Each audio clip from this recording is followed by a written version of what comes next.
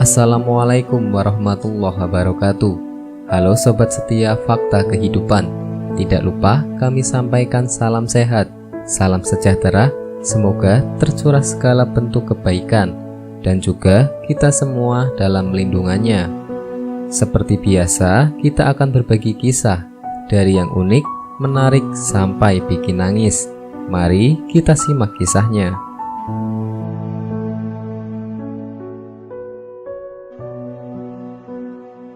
Kisah nyata. Sebelum tidur senantiasa membaca 100 kali sholawat. Hal aneh pun terjadi menjelang wafat.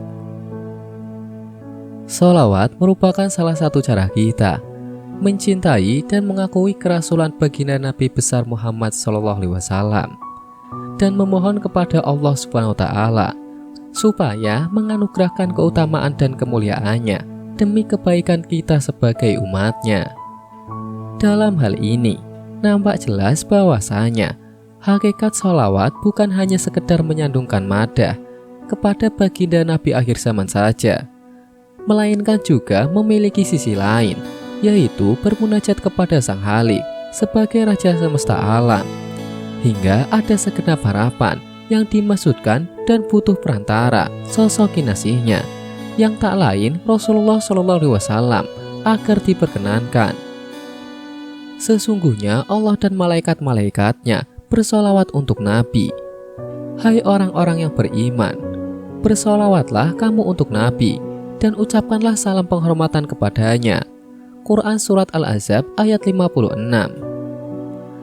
Telah banyak kisah-kisah menakjubkan sebagai faedah dan berbagai hikmah yang dialami oleh orang-orang yang gemar bersolawat, baik mereka yang telah dipanggil ilahi maupun yang masih hidup di zaman sekarang ini.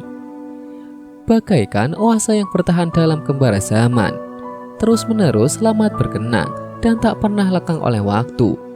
Melantunkan salawat tak hanya mendatangkan ketenangan hati, melainkan juga mengandung hikmah-hikmah tersendiri yang bahkan tak mampu dijangkau nalar.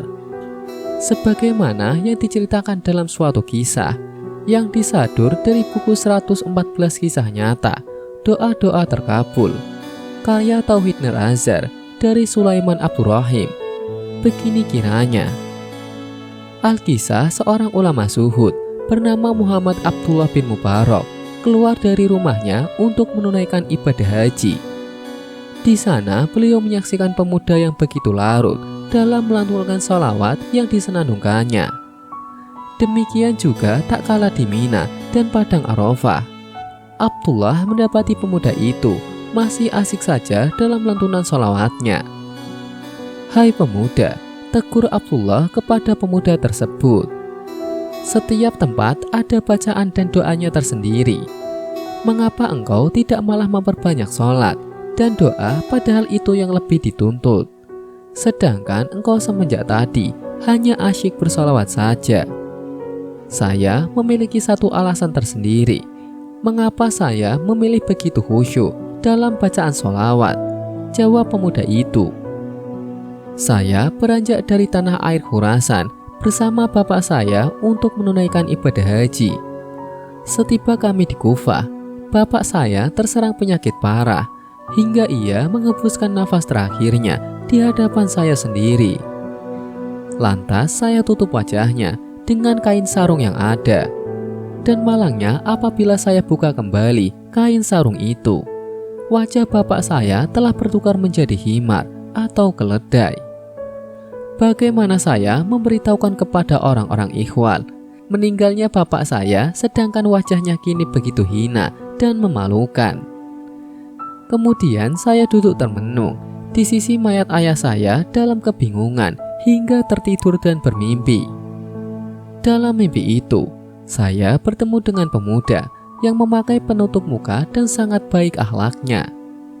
Dia lantas membuka penutup muka itu, seraya menatap saya dan berkata, "Mengapa engkau bersedih dengan apa yang telah terjadi?" Saya jawab, "Bagaimana saya tidak bersedih, sedangkan dialah orang yang paling saya sayangi." Lanjutnya, pemuda itu kemudian mendekati mayat ayah saya dan mengusap wajahnya hingga berubah seperti sedia kala. Saya juga menyaksikan wajah mayat ayah saya yang begitu benderang memancarkan cahaya seperti purnama yang baru terbit. "Engkau siapa?" tanya saya kepada pemuda tampan itu. "Saya yang terpilih, Muhammad." Kemudian saya memegang jemarinya dan berkata, "Wahai Tuan, beritahu saya bagaimana peristiwa ini bisa terjadi." "Sesungguhnya ayahmu seorang pemakan harta riba. Allah telah menetapkan hukuman bagi mereka agar ditukar wajahnya menjadi wajah keledai yang hina di dunia, tetapi tidak di akhirat. Semasa hayatnya juga, ayahmu termasuk orang yang gemar bersolawat kepadaku sebanyak 100 kali sebelum tidur. Jadi saat amalan umatku dipertontonkan, malaikat telah menyampaikan kondisi ayahmu kepadaku. Aku telah memohon izin kepada Allah untuk memberi syafaat kepada ayahmu. Dan demikian aku datang untuk memulihkan wajah ayahmu sebagaimana sedia kala."